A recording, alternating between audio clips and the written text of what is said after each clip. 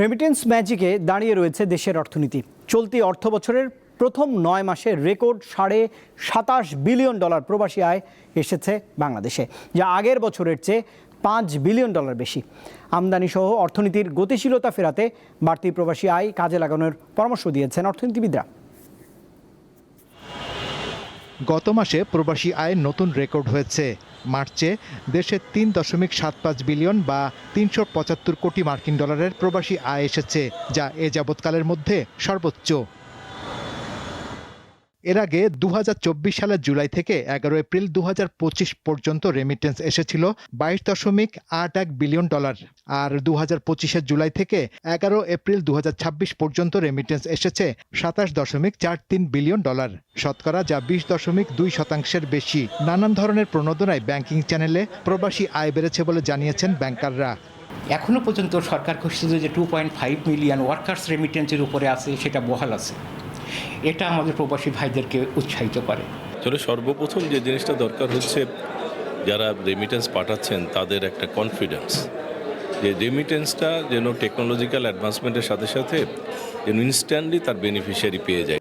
সব মিলিয়ে দেশে এই মুহূর্তে বৈদেশিক মুদ্রার রিজার্ভের পরিমাণ দাঁড়িয়েছে $34 বিলিয়ন।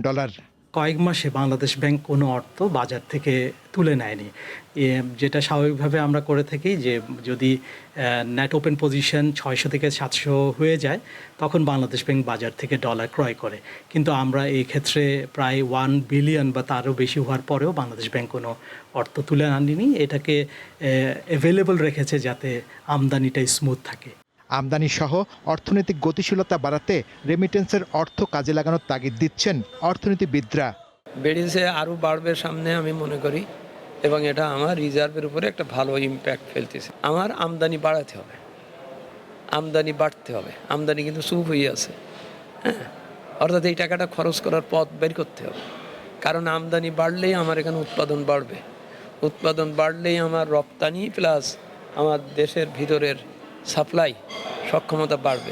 এছাড়া বৈশ্বিক সংকট তীব্র হলে রিজার্ভ ও ডলারের ওপর চাপ আসবে, তাই রিজার্ভের মজবুত ভিত ধরে রাখার কথাও বলছেন অর্থনীতিবিদরা। প্রবাসী আয় বা রেমিটেন্সের এই ইতিবাচক ধারা অব্যাহত রাখতে দক্ষ জনশক্তি রপ্তানি আর প্রবাসী আয়ে প্রণোদনা অব্যাহত রাখার কথা বলছেন এ খাতের বিশ্লেষকরা। অন্যদিকে রেমিটেন্সের অর্থ ফেলে না রেখে অর্থনৈতিক উন্নয়নে কাজে লাগানোর পরামর্শ বিশ্লেষকদের। শাহরিয়ার ইমন, দীপ্ত সংবাদ, ঢাকা।